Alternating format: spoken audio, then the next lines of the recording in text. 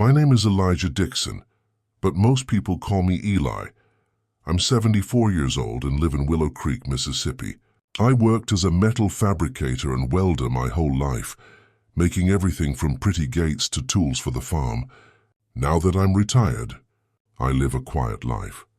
Quiet is just a way of saying that things got crazy after everything that happened.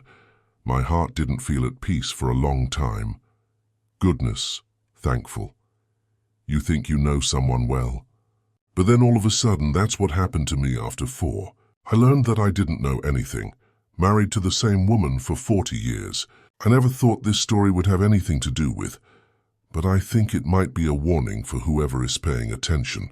You make a history of your life, believing in people, trusting them without even looking, and sometimes a single small choice can change everything.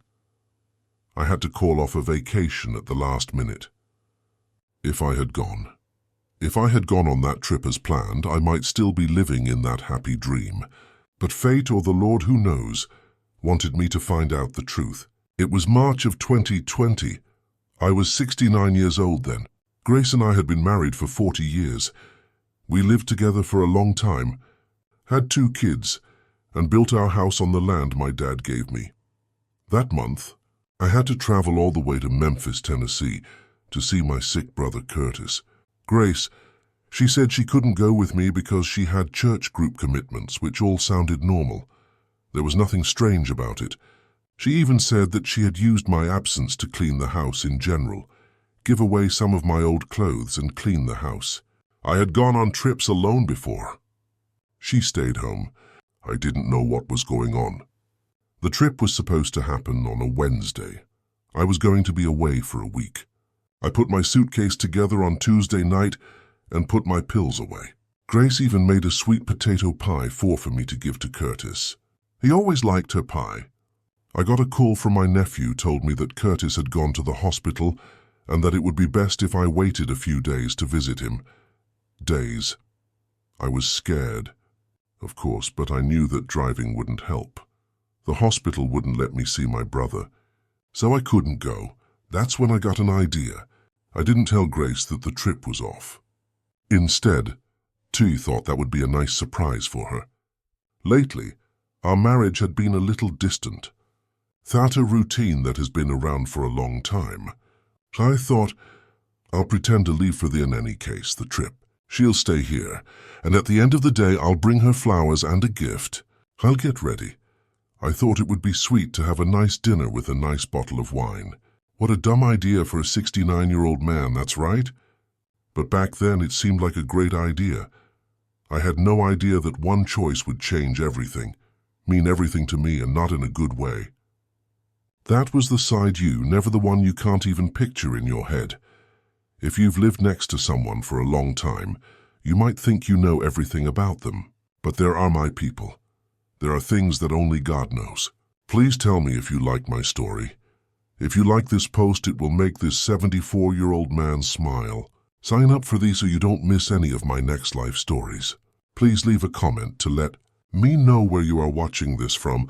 I'm so glad to know what time it is there now and what time it is in the video. What part of the world and what time of day are you all listening to me? I was born in Willow Creek in 1951, when things were very different than it is now.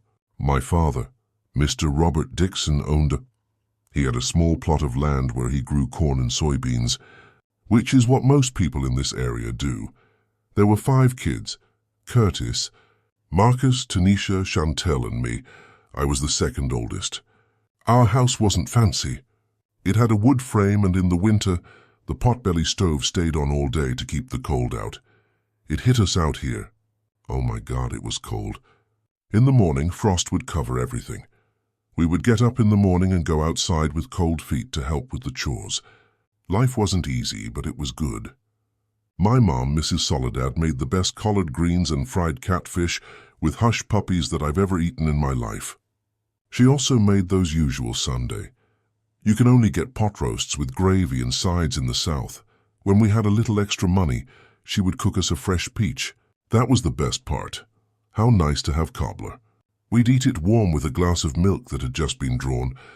I went to school in a small country schoolhouse that was about 2 miles from our house. I walked there every day until I was in the 4th grade. We wore old burlap bags that Mum had sewn up when it rained, but we didn't wear them every day with my brothers and sisters, but we'd still be wet when we got there. In the middle of winter, there were days we couldn't go at all. The teachers understood. Everyone felt that way. They knew we were needed to help on the farm. And it was also the time when I had to in 1960, when I was about 9 years old. I found my calling. My dad took me to Mr. Frank Powell's store. Mr. Powell was a big we needed a tool, and he was a strong man who had fought in the war and then moved here, fixed. I was completely fascinated by what I saw. The strong man shaping the steel, which was so hot it glowed. The sound of the hammer on the anvil. I told my dad, "One day I'm going to be just like you, like him, Daddy." Mr. Roberts smiled and said, "If that's what you want, boy, you will have to put in a lot of effort." Yes, I did. When as in 1965, when I was 14, I started working as Mr. Smith's assistant, Powell on the weekends and after school. At first I just cleaned the store and lit the fire, the forge with coal and put the tools in the right order. But the old man took his time to teach the business. He had 2 daughters and no sons. I guess he saw something in me, someone to talk to about what he knows.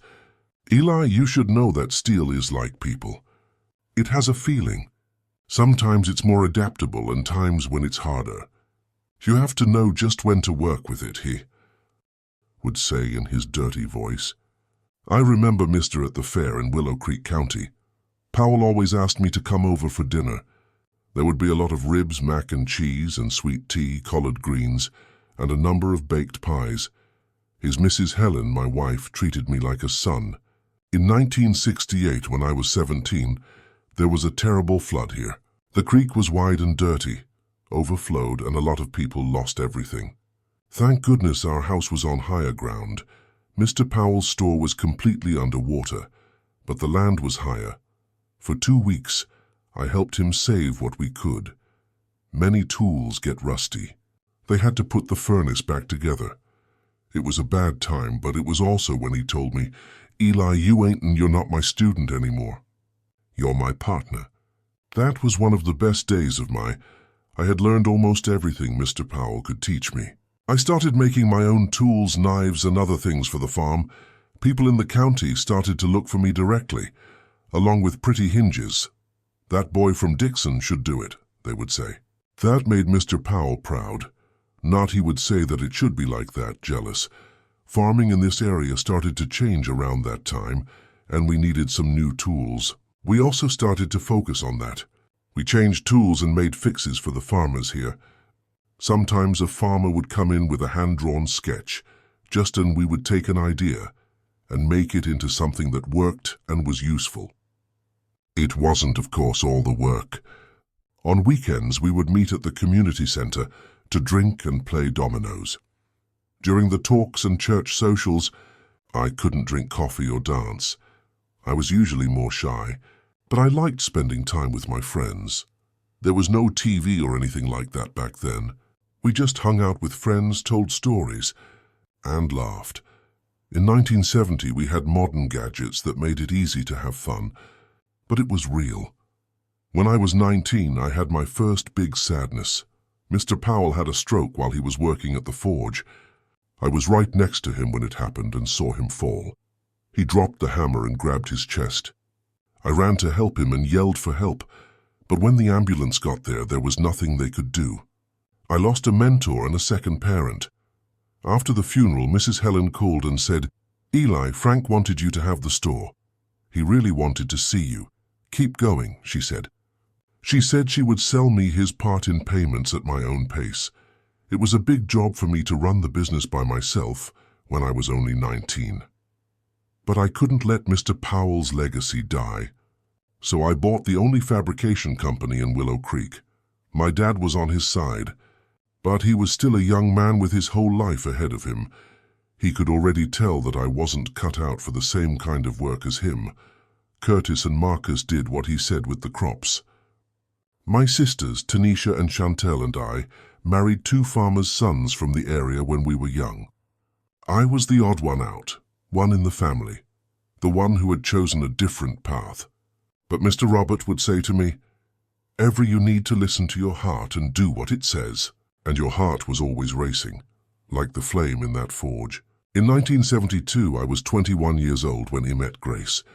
She had come to our town from Memphis to work as a teacher at our school. At the time, Willow Creek was getting bigger. Families were moving in, but there weren't enough teachers to go around. Grace came to teach kids in elementary school.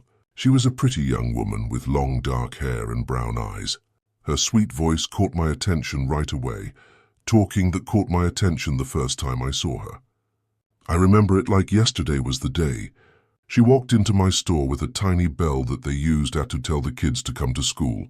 She wanted to know what had happened to the bell, if I could get it to work. She seemed surprised and asked, "Are you the welder?" Because I was so young. "Yes, ma'am, that's me," I said. "You don't have to do that. Please call me sir."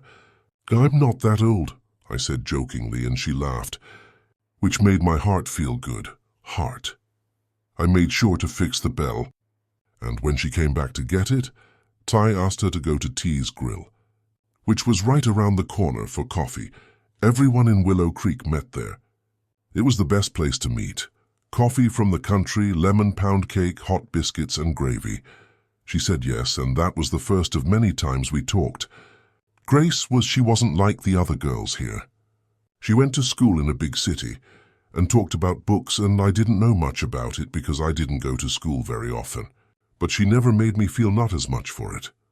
She was really interested in my work and wanted to know how I did it, wanting to know Mr. Powell's story and how I learned to do each piece. We started dating in April, and it was hard at first. Her parents, people in Memphis, didn't like the idea of their smart daughter dating a welder from a small town. But Grace was always sure of herself. "They'll have to accept it because I picked you," she would say. And as time went on, when they reached, after getting to know me better, her parents finally gave in. They knew that even if I didn't go to school very much, but I was honest and worked hard. For 2 years we went out together. They were great times to learn new things and dream. We held hands and walked around town to community dances. We participated in the customary festivities like the county fair, which had rodeos and live music, and a lot of great beer at the Christmas pageants where she worked. I always helped set up the props, and everyone knew we were a couple. I asked Grace when I was 23 years old in 1974 to agree with me. I bought a small ring because that was all I could afford at the time. He took her to the Gazebo Park, a nice little place near Willow Creek. The leaves were all yellow, the weather was cool, but the sun was warm. I knelt down right there by I asked her to marry me at the fountain. She said yes, cried, and hugged me. It was one of the best times of my life. We got married in January of 1975. She was 22 and I was 24. It was a simple ceremony, for the First AM Zion Church is doing things the way we do. After that, we had a party with pulled pork at the community center. You had to have the cold beer, ribs, potato salad, and barbecue. We danced all night to a jazz band from the area. We went to Nashville for our honeymoon, Tennessee, for only 3 days because I couldn't keep the store closed for too long. We started our life together in a small house for rent close to the store. It wasn't much, but it was ours. Corner. Grace kept teaching and I kept working harder and harder. Willow Creek was getting bigger.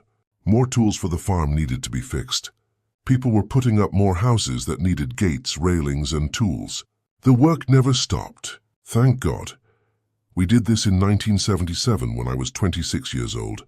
We were able to buy our first piece of land. It was a good-sized lot in what is now in the center of Willow Creek. But at the time, people still thought it was a little out of the way. We built up over time. First, the shed was used as a workshop, and then the house itself. Brick by brick, I built the house. After a long day at the forge, I carried it with my own 2 hands. Grace helped by painting, organizing, and changing that place into our home. It was a time of hard work, but also a time when we all got along very well. We all had the same goal. We wanted to have a stable life, have kids, and be happy with what God gave us. After a long day, we would sit on the porch, drink coffee, look at the stars, and talk about what we wanted to do in the future. Grace would talk, she would tell me about her students, and I would tell her about the orders I had gotten. So we lived one day at a time. In the year 1978, someone asked me to grow my business when I was 27. A business they asked me to send them more of some tools for farming in Memphis. It was a big step. It meant getting more tools and hiring more people. I talked a lot with Grace about it.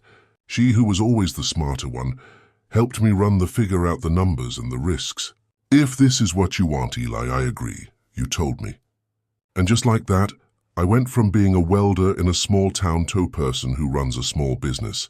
I hired 2 young guys from the people in the area who wanted to learn the same skill as I did. One day I got rid of old tools and bought new ones.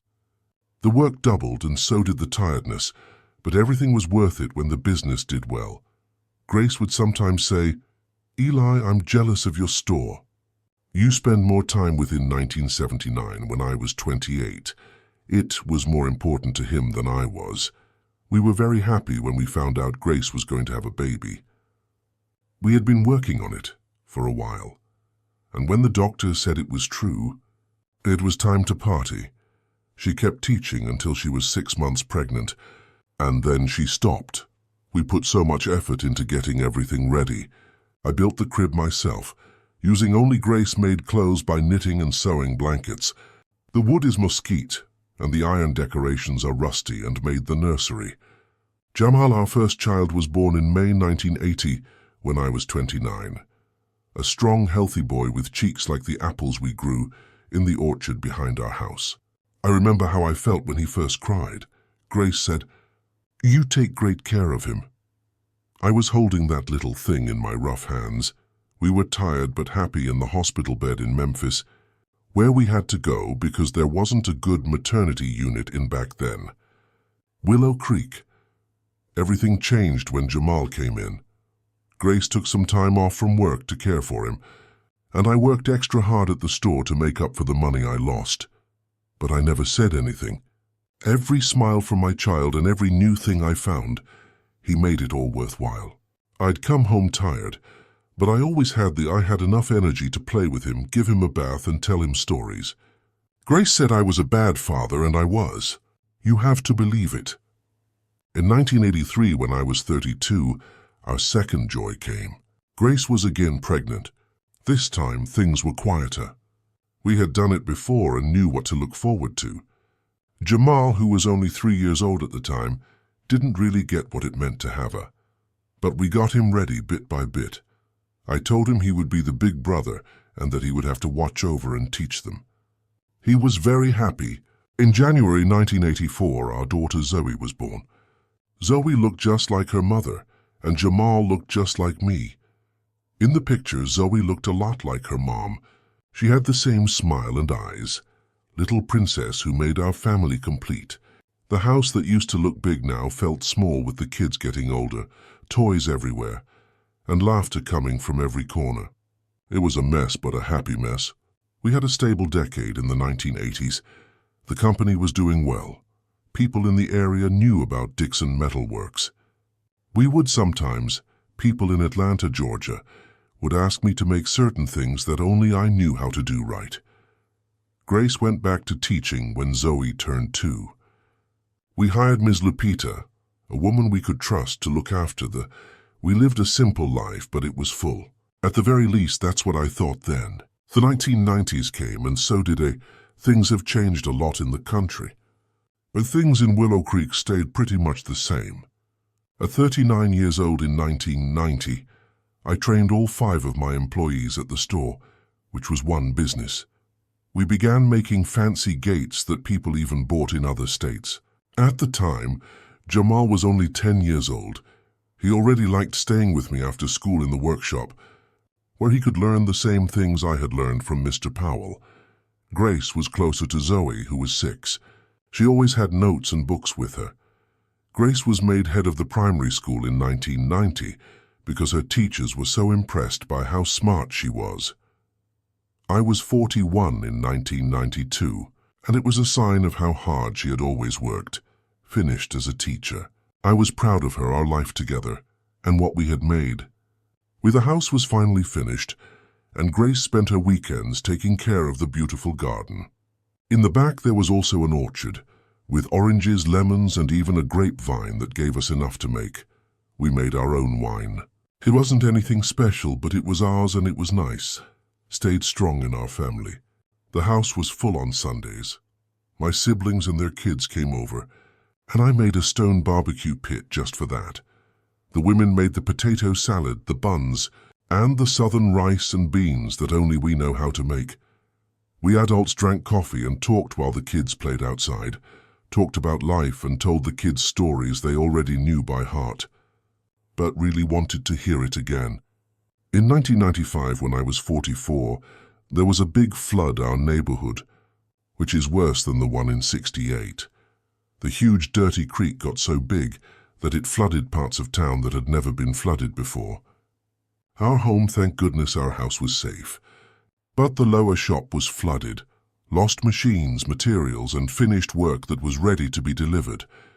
Even though it was hard on everyone, the town came together after it happened. The workers, the everyone, even his neighbors, pitched in to help him clean up and get back on his feet. That's when I learned how important it was to have built strong relationships over time. During that time, Grace worked very hard. She worked hard, set up fundraisers at school and got other people to give money, balancing her job with helping me build the business.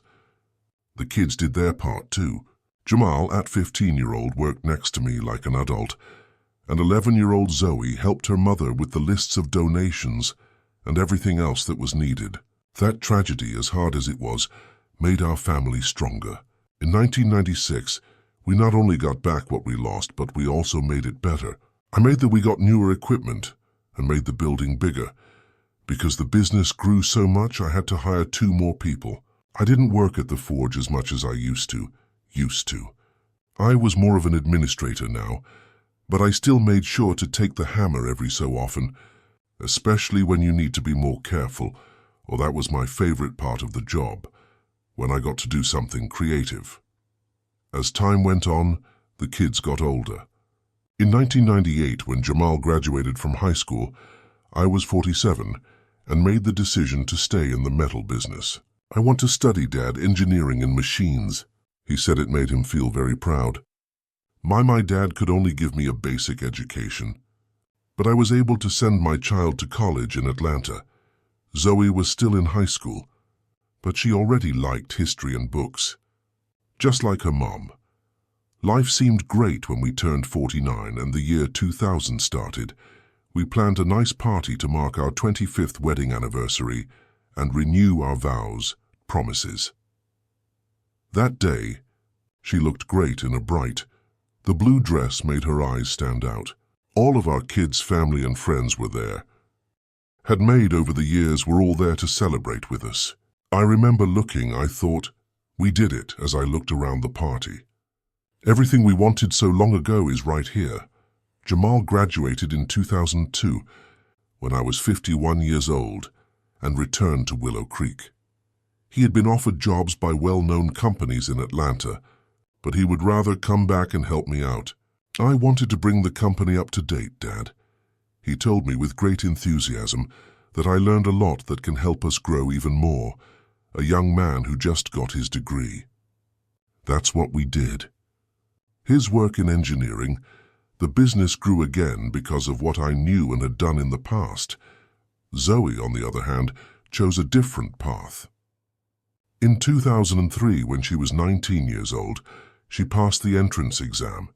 She took the test to get into the University of Memphis to study literature. Every day she took the bus to and from school. She was tired, but she didn't want to go home. I like Willow Creek's quiet better then.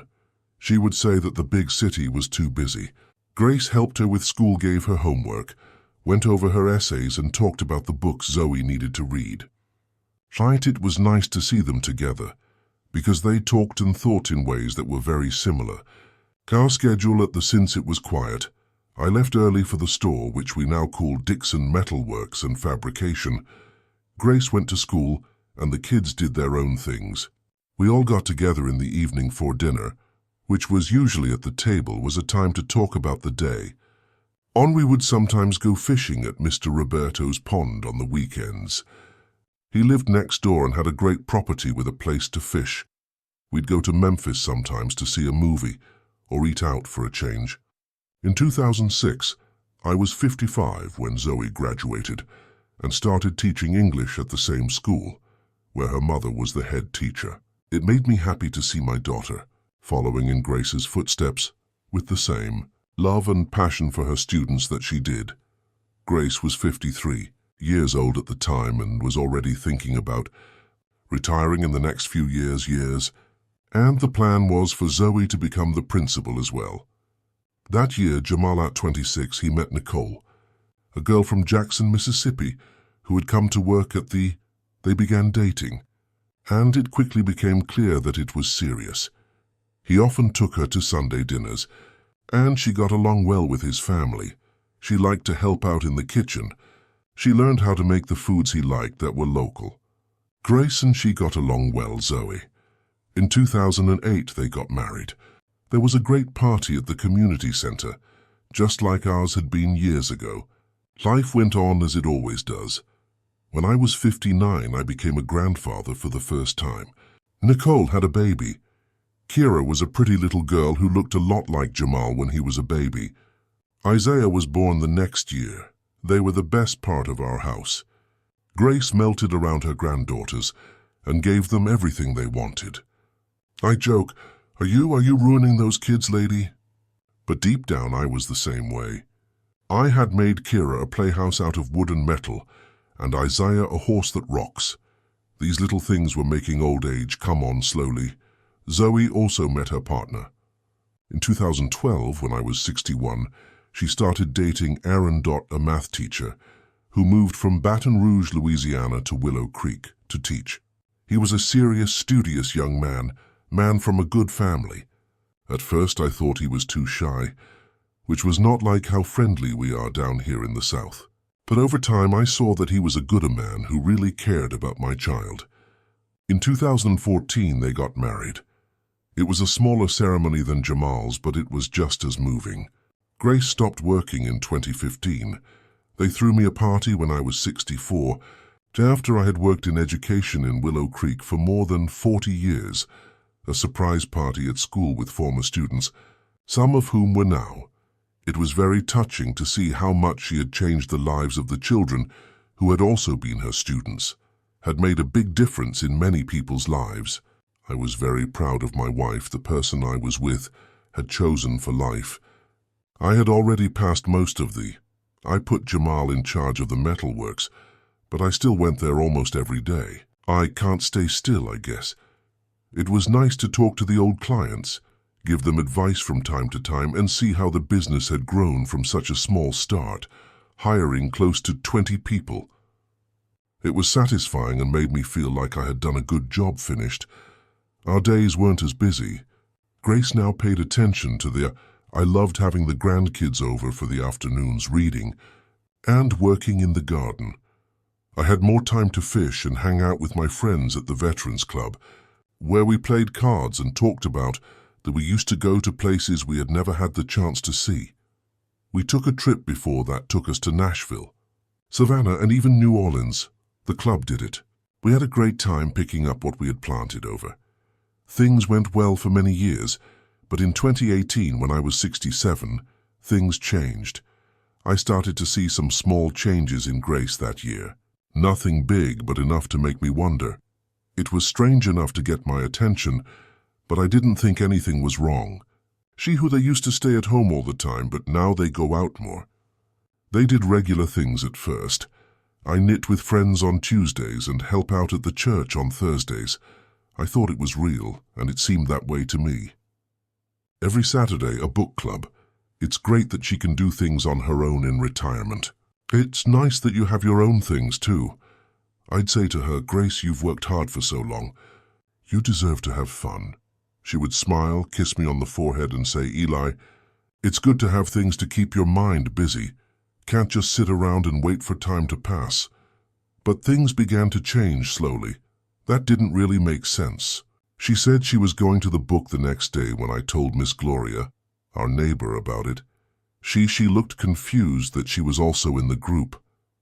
But there was no meeting yesterday. Mr. Eli, Miss Teresa, was supposed to give the book, but she got sick, so it was called off. When I asked Grace about it, she changed the subject. I must have gotten the day wrong, she said. She came home with a beautiful new outfit that was different from what she usually wore. When I told her how great it was, she seemed a little nervous, as if she didn't want anyone to notice. The women at church talked me into buying it. They said it was on sale. She quickly explained and put the dress away in the back of the closet. I also noticed that she started taking more.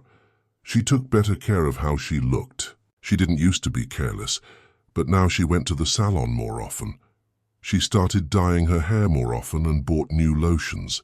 "Well, I have more time to take care of myself now," she said when I asked her.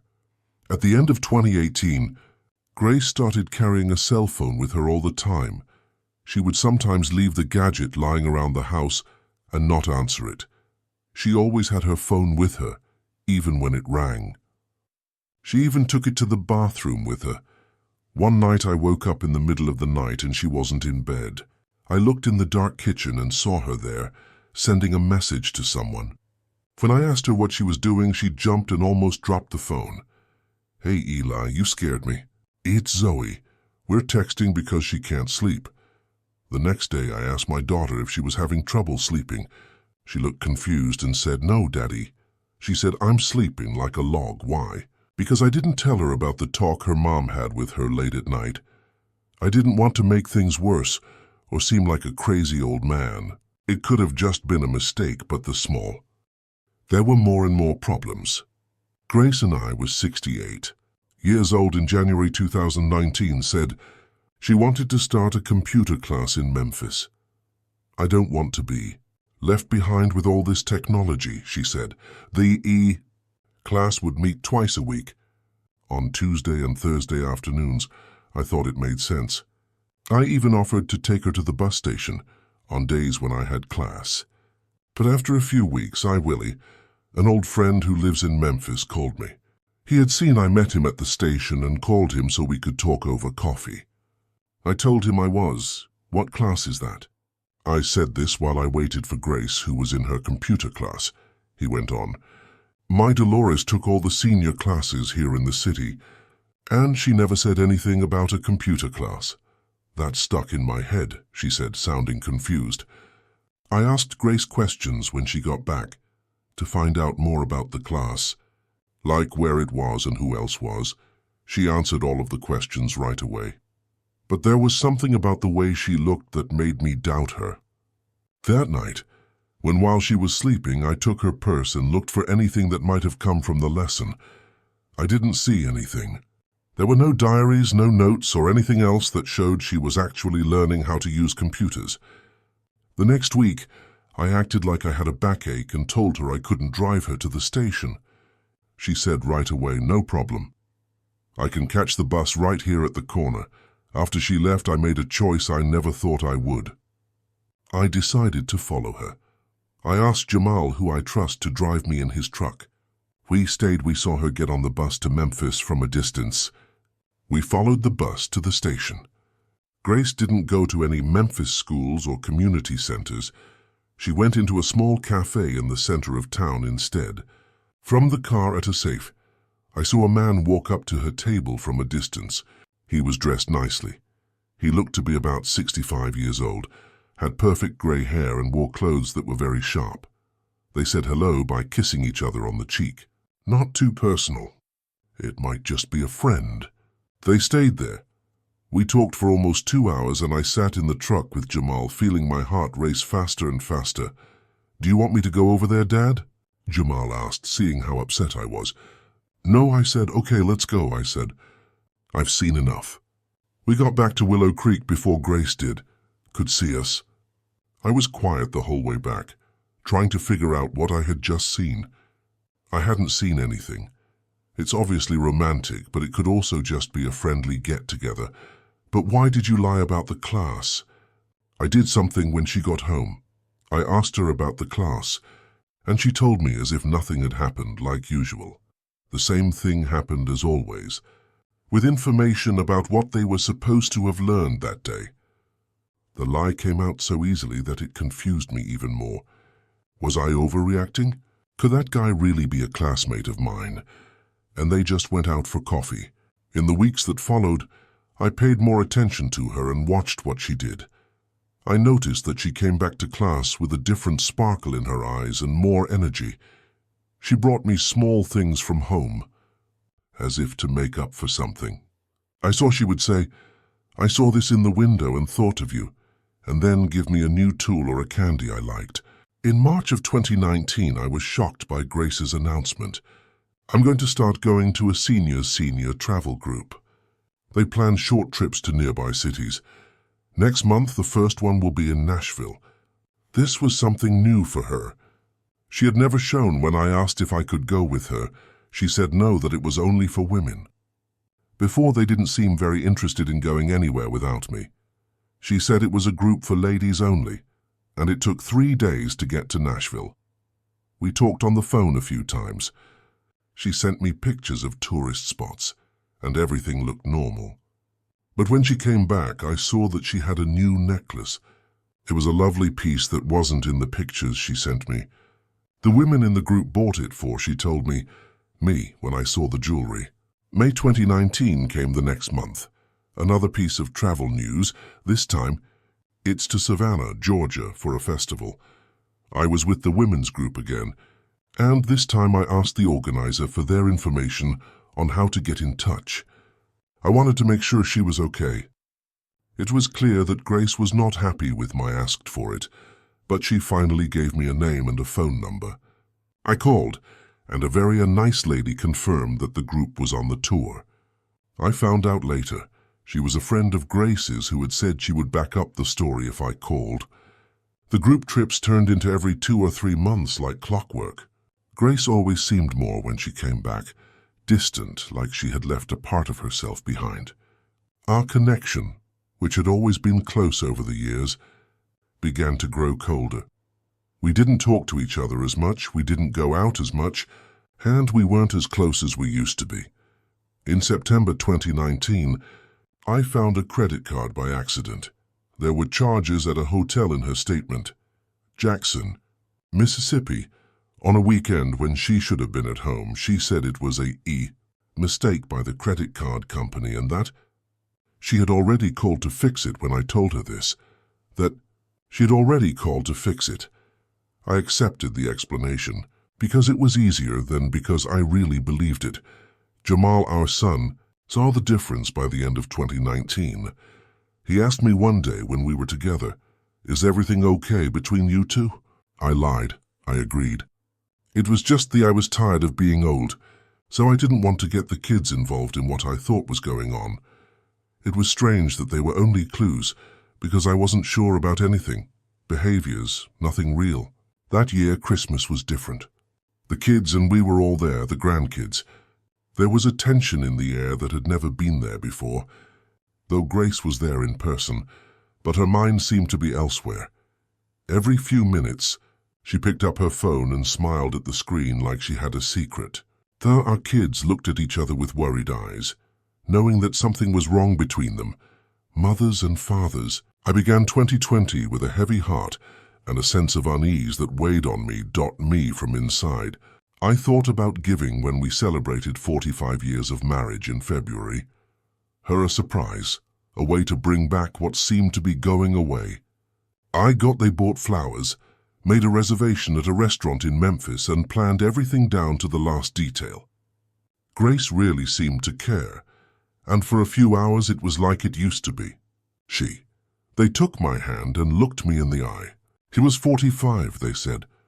Wonderful years, Eli. I saw that you used the past tense. And I felt a sharp pain in my chest. It was then, in March 2020, that the story of my trip to Memphis to see my brother Curtis came up. He was sick and had heart problems. I really wanted to go see him. Grace, as was, she said she couldn't go with me because she had things to do in Willow Creek, which she had been doing a lot lately. I didn't ask any questions. I was used to her saying no. I got the call the night before the trip from my nephew, who said Curtis had been taken to the hospital and that it would be better to wait to visit, when I thought of something that would change everything. What if I went anyway? Then come back that same day to surprise Grace. I really wanted to do this, do something sweet to save our marriage. But another part, the one that had been suspicious for months and wanted to finally find out, is what was going on.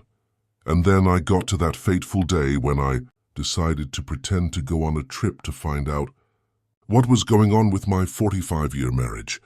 I had no idea that the truth would hurt a lot more than all of my doubts. On March 11th, 2020, a Wednesday, I left the house with my aunt. I packed my bag and kissed Grace on the cheek to say goodbye, just like it's now a habit for us. Take good care of Curtis. Give him a hug for me. She said it in a way that made me think she really cared about my brother. I'll be back next, I said Tuesday, but my throat was tight because I was lying. I got in the car and drove away, but instead of going to the station, I went straight to the store. I had already made plans with Jamal. He knew I wasn't going anywhere, but he didn't know why. I just said him I wanted to surprise his mom and maybe get back together with her. It had gotten a little cooler. My kid, who usually got it, didn't ask. "Do you need any help, Dad?" he said. "No need, son. I told you not to tell anyone that you saw me here today." They stayed at the store until noon, helping with some projects that weren't really necessary, but were fun to do. I had a plate of food of chili at Mr. Earl's Diner, which is right on the street, and where no one would ask why I was there. After that, I went to the store and got some things for the surprise I was planning. I made a slow-cooked chili with the ingredients I had on hand. Grace loves red wine. I got a bouquet of flowers from Ms. Loretta's flower shop and learned how to make it. It was around 3 Cindy went home in the afternoon. I parked the truck a block away so it wouldn't make any noise. My heart was racing. I tried to be quiet as I used my key to unlock the back gate. I still remember I liked the March sun on my back and the smell of jasmine coming from our garden. The mockingbirds in the field next door are singing. Details that were carved into a memory of a time that would change my life forever. The house was quiet, so I yelled Grace gently. No answer. I thought it was odd that her car wasn't in the garage. She didn't go out on Wednesdays very often.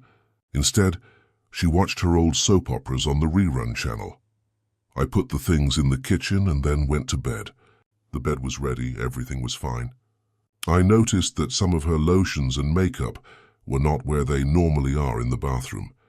I went back to my room, but I'm not sure. Talvis huba edo alwas in its normal place.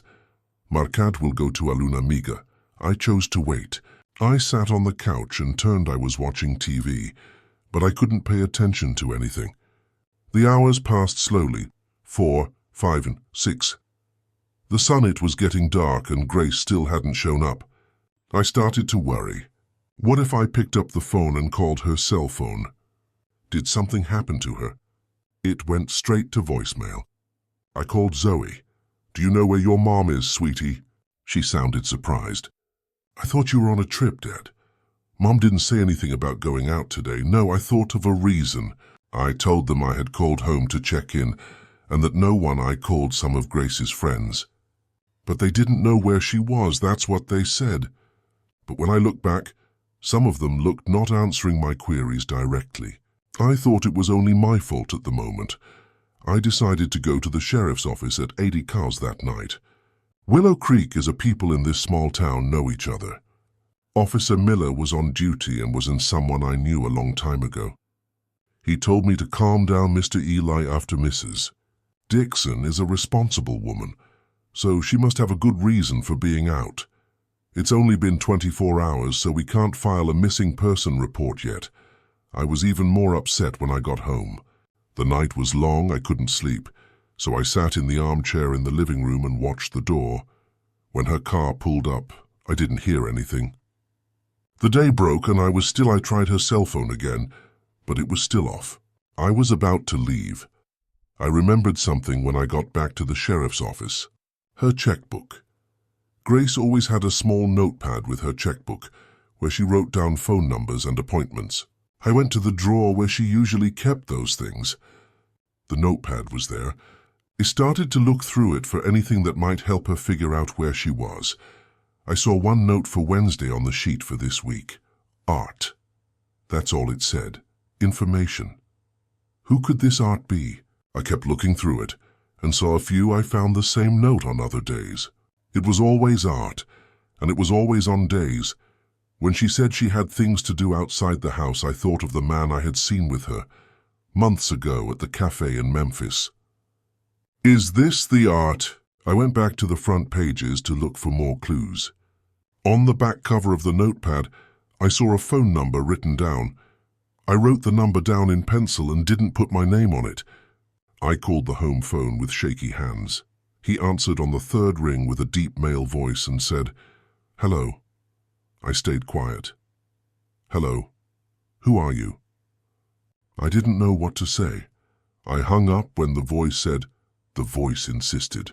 I could hear my heart beating in my ears. That voice seemed to confirm my worst fears. I had to do something. I couldn't just sit there and wait. So I called my good friend Jamal. I asked my worker to take me to Memphis so we could look at all the motels there. I told him what was happening in the city. Without going into too much detail, I spent the whole morning in Memphis going from one motel to the next. I showed a picture of Grace at each front desk and asked if she was there. There I saw some people who knew me, but everyone said no, having any record of her. It was at the 10th Hotel, which was a quiet place. I got my first real hint at a business on the north side of the city. The receptionist was a young woman. She paused when she saw the picture. "Did she check in as Grace Dixon?" she asked, even though my stomach was in knots. I said yes while looking at the screen. She said, "No, we don't have anyone with that name." But her eyes said something else. "Please," I said, "she's my wife. I'm worried." "Tell me what you know," the girl said. She looked around as if to make sure no one was watching her. "There's a woman who looks like her, but she signed up as Grace Miller. She talked to a man in room 214 yesterday. Miller, her maiden name, which she hadn't used in more than 40 years. Is there now?" I asked, my voice hoarse. The receptionist shook her head. They left early, but they left the key, so they must be coming back." I said thank you to the girl and went to the hotel with Jamal. "Are you okay, Dad?" he asked, worried about. "No, I'm not okay," I said honestly. "But I need my paleness to fix this. You can leave me here and go back to Willow Creek. If anything happens, I'll call you." After Jamal, I walked across the street to a cafe where I could see the hotel's entrance. I got a black coffee that stayed there while I looked at the door of the hotel. Time went by slowly. At noon, one wagon, two nights, I saw a car around 3:30 in the afternoon. I saw Grace's car pull up in front of the hotel. For a second, my heart stopped. I saw her jump out of the passenger side, smiling and looking younger and happier. I hadn't seen her in years. A tall man with perfect grey hair and sharp clothes got out of the driver's side. It was the same man I had seen with her at the cafe months before. He stepped out of the car. He was the same man I had seen with her at the cafe months earlier. His hair and clothes were sharp. He wrapped his arm around her waist in a way that only comes from a lot of... They went into the hotel together, and I couldn't move. I couldn't move. Part of me wanted to go across the street and face them right away, there. Another part of me wanted to run away and pretend I had never seen it, but I knew I had to know the truth, no matter how bad it was. I waited another hour to try to get. I finally got up and paid for the coffee I hadn't even drunk yet. I crossed the street. The same girl from before was at the front desk and looked at me, of understanding. I didn't have to say anything. She just nodded to show that the couple was still in the room. I slowly walked up the stairs, one step at a time. I went up to the second floor and found room after room that felt heavier than the last. 14, and I stopped in front of the door. My heart was racing so fast that I was afraid that I was about to knock when I heard her voice. "My wife of 45 years, Arthur, you are impossible," she said, laughing in a way I hadn't heard in a long time. "Arthur," they said between fits of laughter. That was the name of the man. I knocked on the door and took a deep breath. The art was in the notepad. The voices on the other side stopped right away. A few seconds later, I heard footsteps coming closer. The door opened a little, and there she was, my Grace, with her hair down. I had never seen the blouse she was wearing before. At first, she seemed surprised. She screamed, "Eli," and her voice went from shock to panic in just a few seconds. "Hey, what? How? You weren't in Memphis, were you? Can I come in?" At least my voice quieter than I thought it would be. She stopped, looked back, and I opened the door wider and walked into the room. There I saw Arthur, the man Blackwood, who was standing by the window, looked very uncomfortable. He looked good. He was probably in his 70s and wore a blue button-down shirt and dark jeans. "Is this it?" I said, looking back and forth between them. This time, all of these trips and classes were a lie. Grace began to cry. "And Eli, I can explain." "No need," I said. "I think it's very clear." Arthur stepped up and said, "Mr. Dixon, I can see that something is going on here. I cut him off because I didn't want to hear any more. It sounded like he didn't even know I was there. I heard it was real, and then I saw something strange about the way they looked at each other. It wasn't just shame or guilt. I couldn't quite put my finger on what else was there right away." "What do you mean?" I asked, confused. "What aren't you two telling me?" "Arthur, this is Eli. He's already here. I found out," I said angrily. "What I want to know is why you both—" "Because until a few weeks ago I was looking at you so strangely," Arthur said in a low voice. "Thought Grace was a widow." At that moment the world seemed to stop. His comments, "a widow"? I couldn't figure out what reverberated meant, though. I said it again. I couldn't believe it. Grace looked up at me with a mix of shame and anger in her eyes. "Yes, Eli. I told him, and everyone else in Memphis said that I was a widow and that my husband had died 2 years ago. It felt like the ground had melted away beneath my feet." "You killed me?" I say it in shock. "How did you kill me?" "That was just easier," she said with a sigh. Not long after I retired, I met Arthur at a ceremony for state teachers who were retiring in Memphis. We talked. He asked to have coffee with me. I wanted to be with him, but I knew I couldn't. I shouldn't. But he kept asking to see me again, and I finally said yes.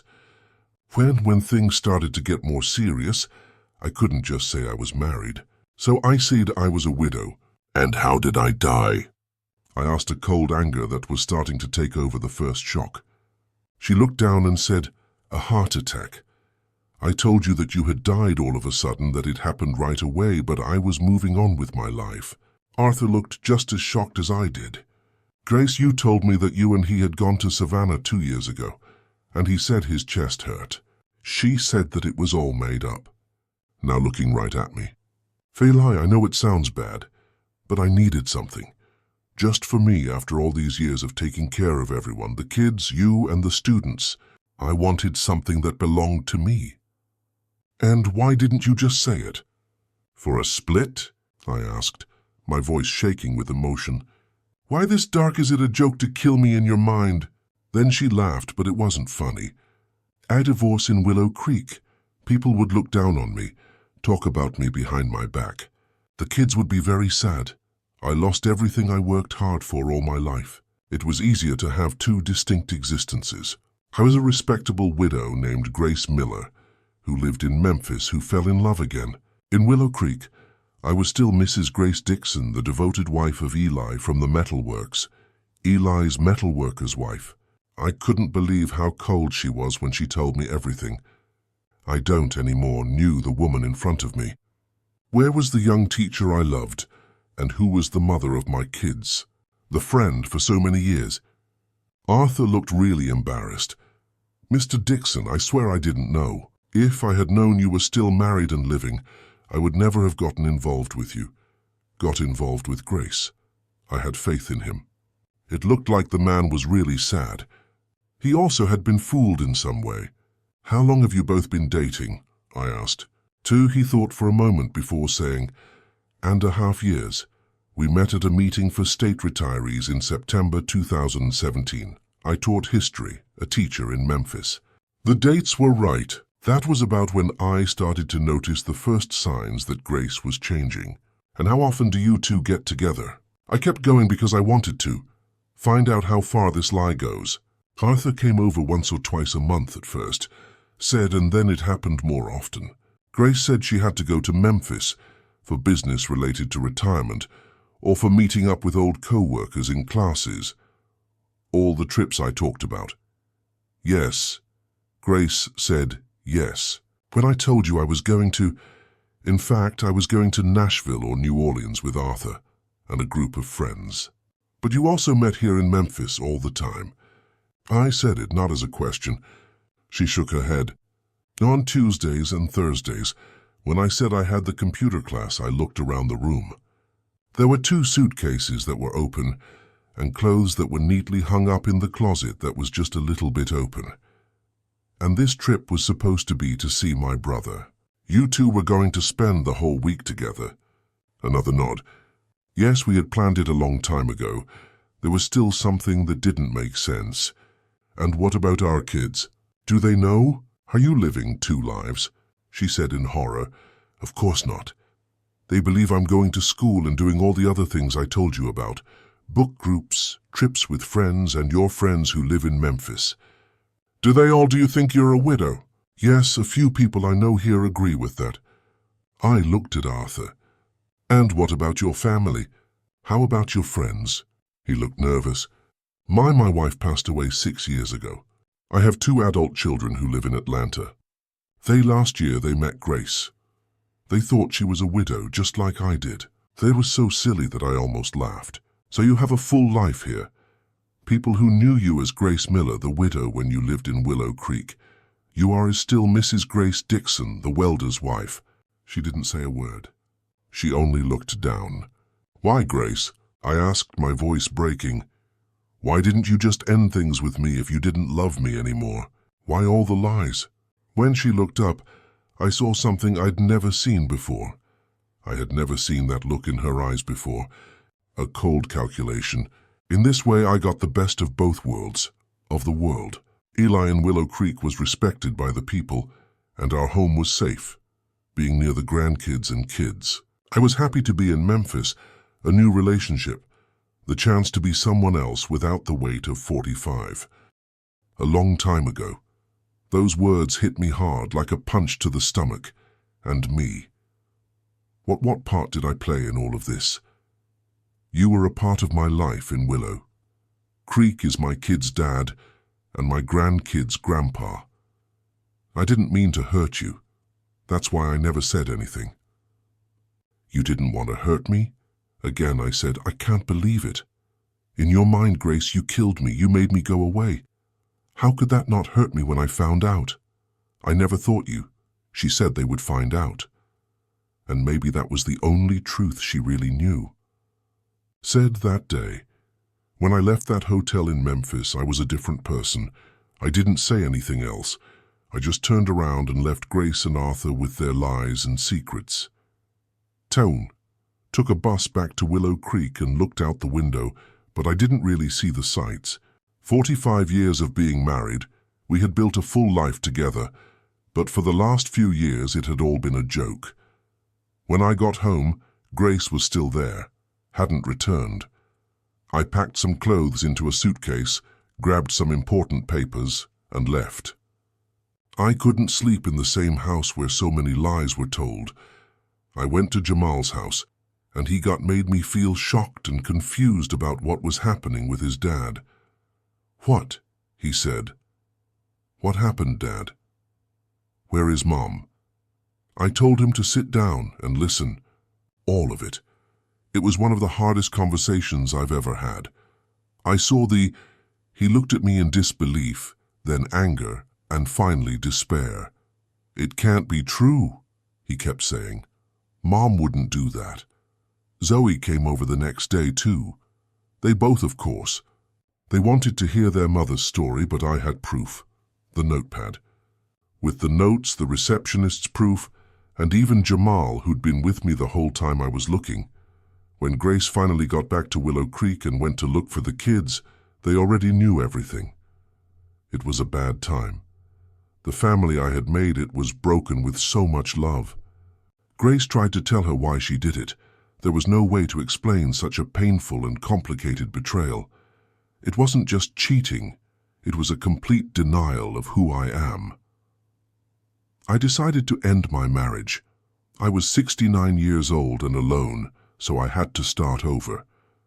The first few months were the hardest. I rented a small cottage near the metalworks. I threw myself into my work. The kids were right next to me, but it was hard for them too. Grace did something terrible, but she was still their mother. The story spread quickly through Willow Creek. You can't hide in a small town. I could feel the pitying looks. I heard that a lot of people thought I was the poor old Eli who had his wife tricked him, which hurt almost as much as being betrayed. Later I learned that Arthur Blackwood also broke up with Grace. I heard that he was just as shocked as I was to find out how many lies she had told. In the end, he too had been fooled into thinking he was in a relationship with a widow when he was really an unwitting accomplice to a fraud. Grace moved to Memphis after the divorce. She sold her part of the house and bought an apartment there. The kids still talked to her, but things were never the same. The parties and Sunday dinners were over. We only get to see each other for things. That can't be avoided. Like the grandchildren's graduations or important birthdays. Time went on and the pain, it never completely went away, but it got easier to handle. I learned how to live, by yourself, to enjoy the little things. I fished more and made new friends. I spent time with them at the club and when my grandkids came to visit. 5 years after that horrible day, I made it. I'm 74 years old, and I have a few more wrinkles and a few less. I have dreams, but I'm still going. The store is now officially called Dixon Metalworks, and Son is still doing well with Jamal in charge. I still go there almost every day.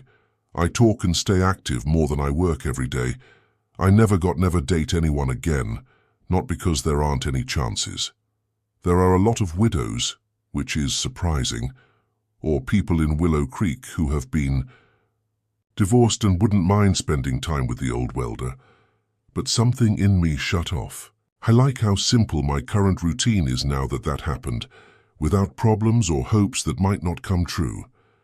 The hardest thing I learned from all of this is that you think you know someone well enough, but we never really know what's going on in someone else's heart and mind. I was next to Grace for 45 years and I never thought she could do something like that. I never thought about how deep she remembered how sad and empty she was and tried to fill that void with a different name and a different life. I also learned how to forgive.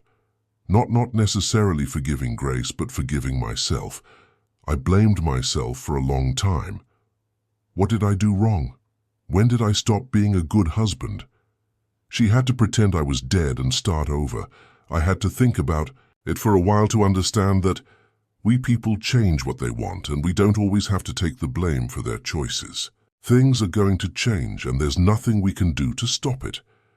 Getting older makes you smarter, but it also makes people understand that life is too short to be mad. That's why I decided to move on. I still remember, but I don't act like it. Didn't happen. But I won't let that betrayal tell me who I am or how I and my kids and grandkids make me happy now. Jamal, Kira is 15 years old and very smart.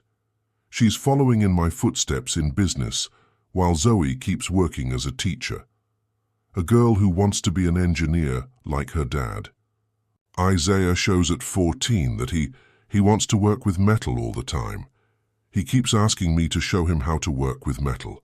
Maybe he'll be the one to the third generation of Dixons to work in the business. If there's one thing I want to say this is what I want everyone to hear. Truth is important.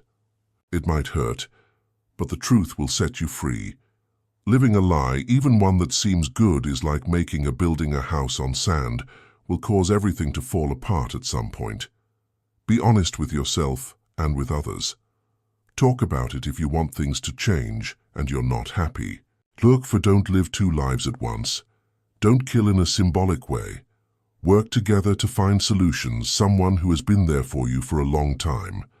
And remember that it's never too late to start over. I had to learn how to live alone again when I was 69. For 50 years of marriage, it was really hard. There were days when I thought I wouldn't make it, but here I am. 5 years later, still standing, still smiling, still finding things to be thankful for every day. Life is full of surprises. Some are good, and some are not so good. What matters is how we handle them, what we learn, and how we keep going. Everyone has scars from living in this world, but those scars are what make us who we are, what show how strong we are, and how well we can deal with things. If this story made you feel good or made you think, please give it a thumbs up. Please subscribe to the channel now, sweetheart, to make this 74-year-old man's day better. I'll tell you with all my love so you don't miss the stories that are coming up. And please leave a comment with just one thing. Where are you watching this video? What time is it there now? Have you ever been very let down by what did you do to get through it? This granddad is very happy to know who is listening to me on the other side, and when you took a break from your day, a little time to hear. 3,